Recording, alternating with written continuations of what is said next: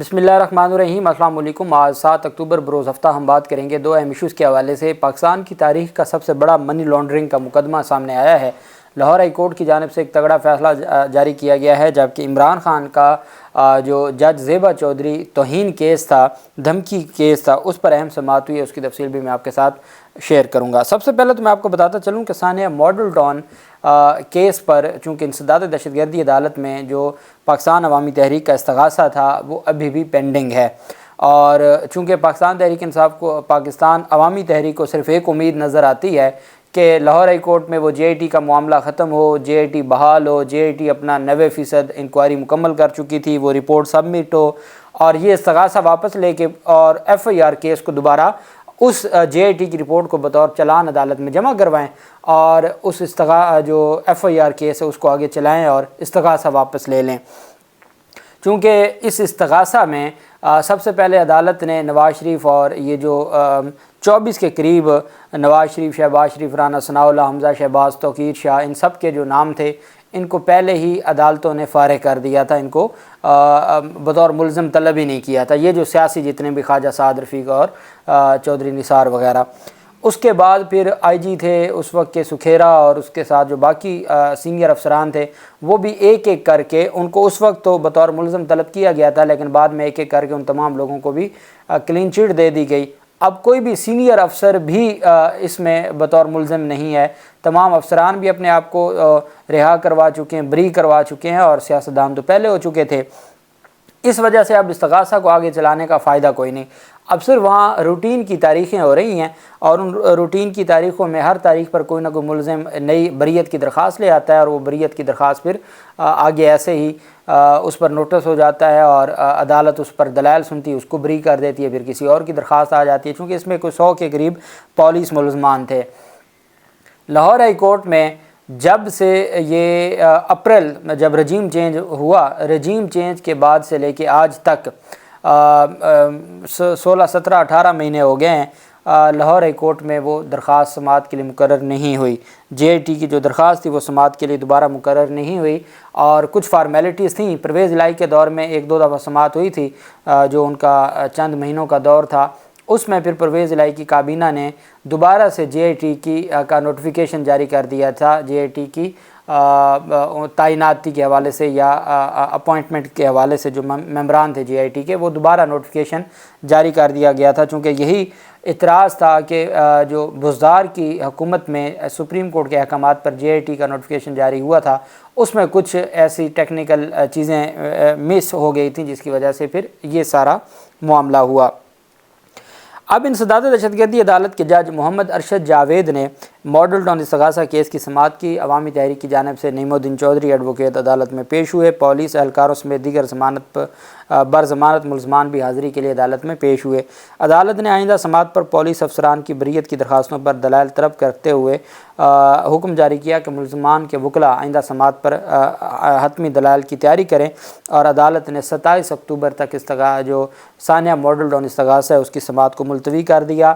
یہ private complaint ہے جو خود مستغیث فائل کرتا ہے پرائیویٹ، اور ایک پولیس کیس ہوتا ہے، پولیس کیس کا جس کو سٹیٹ کیس کہا جاتا ہے۔ State case F I R والا ہوتا ہے اور جو استغاثہ ہوتا ہے فوجداری استغاثہ وہ پرائیویٹ کمپلینٹ ہوتی ہے۔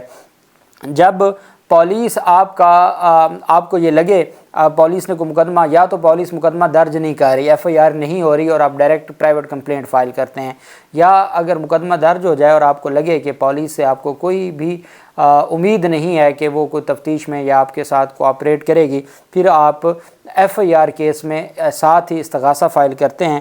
اس میں جب استغاثہ فائل کرتے ہیں تو استغاثہ ہمیشہ اس کا سکوپ زیادہ ہے، تو ایف آئی آر کیس رک جاتا ہے اور استغاثہ پر کارروائی آگے چل پڑتی ہے۔ تو استغاثہ میں پھر جتنی بھی ایویڈنس ہے وہ مستغیث نے خود دینی ہوتی ہے۔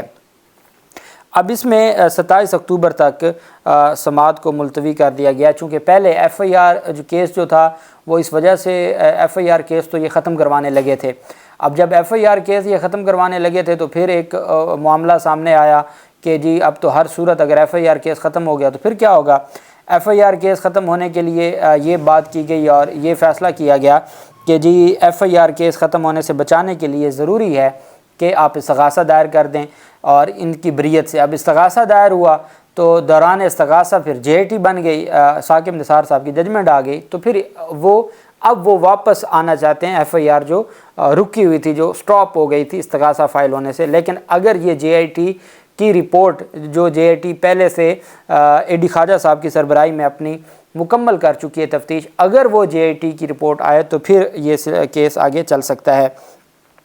دوسری جانب CCPO لاہور کی توہین عدالت کیس میں CCPO لاہور کی طلبی کے حوالے سے اہم پیش رفت سامنے آئی ہے۔ جسٹس شاہد کریم صاحب نے سابق lady constable Nazra be be کی درخواست پر سماعت کی۔ درخواست میں موقف اختیار کیا گیا کہ اس کا شوہر نور الصمد پولیس کانسٹیبل تھا۔ دوران سروس 1991 میں شوہر کے انتقال کے بعد اس کو ملازمت دے دی گئی۔ 2022 میں وہ ریٹائرڈ ہو گئی، اس کو گریجویٹی اور پینشن ادا کر دی گئی۔ اس کے بقایا جات کی ادائیگی کے لیے عدالت سے رجوع کیا۔ عدالت نے اس کی درخواست داد رسی کے لیے CCPO کو بھجوائی۔ عدالت کے 15 مارچ 2023 کے احکامات کی پاسداری نہیں کی جا رہی۔ عدالت نے CCPO لاہور کے خلاف توہین عدالت کی کارروائی پر عمل کرتے ہوئے کارروائی شروع کر دی۔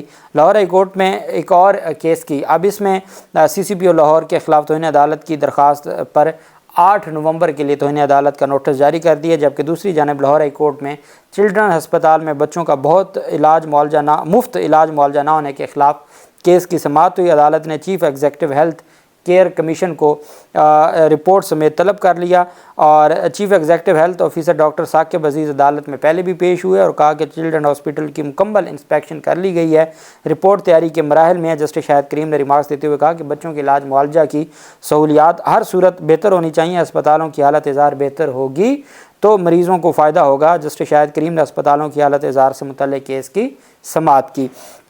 CCPO لاہور کو توہین عدالت کا نوٹس بھی جاری کر دیا، اور دوسری جانب چلڈرن ہاسپٹل میں جو مفت علاج معالجہ میں رکاوٹ بنائی جا رہی ہے اس پر بھی کیس کی سماعت کرتے ہوئے عدالت نے رپورٹ طلب کر لی ہے، چونکہ یہ ایک بڑا اہم مسئلہ تھا چلڈرن ہاسپٹل کے حوالے سے، اس پر یہ رپورٹ طلب کی گئی ہے۔ دوسری جانب پاکستان تحریک انصاف کے چیئرمین عمران خان ایک تو جیل میں آج وہاں پر جو بجلی ہے وہ کافی دیر سے نہیں ہے اڈیالہ جیل میں، اور وہاں قیدیوں کو بھی پریشانی ہے۔ پاکستان تحریک انصاف یہ کہہ رہی ہے کہ عمران خان کو ذہنی اذیت دینے کے لیے اور PTI صدر کو اور شاہ محمود قریشی کو، تمام PTI کی بڑی قیادت تو اڈیالہ جیل میں ہے، تو ان کو ذہنی اذیت دینے کے لیے بجلی بند کی گئی ہے، اور ساتھ کوئی جنریٹر کا وہاں پر بندوبست نہیں ہے، جبکہ انتظامیہ کہہ رہی ہے کہ بجلی کا بریک ڈاؤن ہوا ہے، تو بریک ڈاؤن جیسے ہی اس کے جو وابڈا کے لوگ ہیں وہ اس کے اوپر کام کر رہے ہیں، جیسے کوئی معاملہ بہتر ہوگا تو بجلی بحال ہو جائے گی۔ لیکن عمران خان کے پہلے چھوٹا سا سیل ہے اور اس میں پھر بجلی بند کر کے اندھیرے کر دیے گئے ہیں، تو یہ انتہائی افسوسناک ہے۔ ڈسٹرکٹ اینڈ سیشن عدالت اسلام آباد میں پاکستان تحریک انصاف کے چیئرمین عمران خان کے خلاف جج زیبا چودھری دھمکی کیس بغیر کارروائی ملتوی ہوئی۔ کیس کی سماعت کرنے والے جج مرید عباس آج چھٹی پر تھے۔ جج کی چھٹی کی وجہ سے کیس پر بغیر سماعت کی ملتوی ہوئی۔ پاکستان تحریک انصاف پہلے اس میں استدعا کر چکی ہے اور یہ کہہ چکی ہے کہ جی ہر صورت یہ کیس نمٹایا جائے اور عدالت ہماری درخواست کو جلد سنے، لیکن وہ جلد سماعت تو ہوتی نہیں ہے، نہ اس کے اوپر پروسیکیوشن بحث کرتی ہے، اور اس کیس میں بریت کی درخواست دائر کی ہوئی ہے پاکستان تحریک انصاف نے۔ پاکستان تحریک انصاف کے وکلاء نے ڈیوٹی جج کی عدالت میں پیش ہوئے۔ ڈیوٹی جج رو اعجاز نے 16 اکتوبر کی تاریخ مقرر کر دی۔ خاتون جج کو دھمکی دینے پر عمران خان کے خلاف یہ مقدمہ درج ہوا تھا۔ پہلے دہشت گردی کی دفعات تھیں، وہ اطہر من اللہ صاحب ختم کر گئے تھے، ساتھ ہی توہین عدالت کی کارروائی شروع کر دی تھی، وہ بھی 5 رکنی بینچ بن گیا تھا، اور 5 رکنی بینچ بننے کے بعد پھر وہ ختم کر دی گئی تھی۔ پاکستان تحریک انصاف کے چیئرمین اس میں باقاعدہ طور پر جج زیبا چودھری کی عدالت میں جا کے معذرت کر چکے ہیں، اس کے باوجود یہ سلسلہ چلتا جا رہا ہے۔ اب چونکہ ان کے پاس کوئی بات ہے نہیں، اور جو انتظامیہ ہے وہ ہر صورت یہ چاہتی ہے کہ جو پروسیکیوشن ہے کہ یہ معاملہ بس لٹکا رہے اور عمران خان کی پیشیاں پڑتی رہیں، تو اس کے علاوہ ان کے پاس ہے کچھ نہیں، میرٹ کے اوپر ان کے پاس کوئی بات ہے نہیں، یہی وجہ ہے کہ یہ معاملہ وہ لٹکانا چاہتے ہیں۔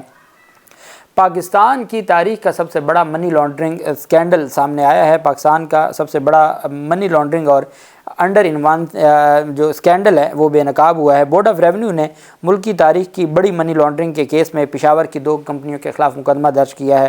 ملک کی تاریخ کی بڑی منی لانڈرنگ اور انڈر انوانسنگ کیس میں فیڈرل بورڈ آف ریونیو کی جانب سے پشاور کی 2 کمپنیوں کے خلاف مقدمہ درج ہوا۔ ایف آئی آر میں 47 ارب روپے کی منی لانڈرنگ کا بھی انکشاف ہوا ہے۔